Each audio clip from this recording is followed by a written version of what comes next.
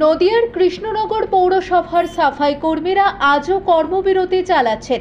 এর ফলে শহরের বিভিন্ন স্থানে 4 দিন ধরে স্তূপাকারে আবর্জনা পড়ে রয়েছে। ভ্যাটগুলিতে আবর্জনা জমে দুর্গন্ধ ছড়াচ্ছে। সমস্যায় পড়েছেন সাধারণ মানুষ। পুরসভার সাফাই কর্মীদের বায়োমেট্রিক হাজিরা চালু করা নিয়ে এই সমস্যার সূত্রপাত। সাফাই কর্মী ইউনিয়নের বক্তব্য, শুধু সাফাই কর্মীদের নয়, পৌরসভার সব কর্মচারীদের জন্যই বায়োমেট্রিক চালু করতে হবে। কৃষ্ণনগর মিউনিসিপ্যাল এমপ্লয় ইউনিয়নের সভাপতি রাজকুমার দাস জানিয়েছেন, যতক্ষণ না সমস্যার সমাধান হচ্ছে ততক্ষণ পর্যন্ত তারা এই কর্মবিরতি চালিয়ে যাবেন।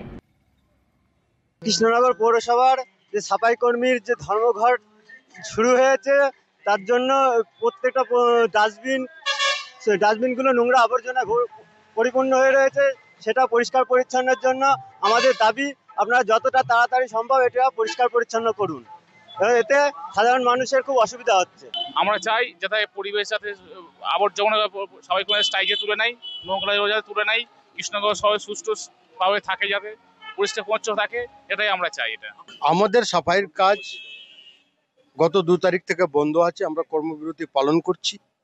আমাদের দাবি না মেটা পর্যন্ত আমাদের আন্দোলন চলবে এবং এরপরে এই আন্দোলন আরো বৃহৎ থেকে বৃহত্তর রূপরেখা ধারণ করবে যদি পৌর কর্তৃপক্ষ আমাদের সাথে মিলমনসায় না আসে।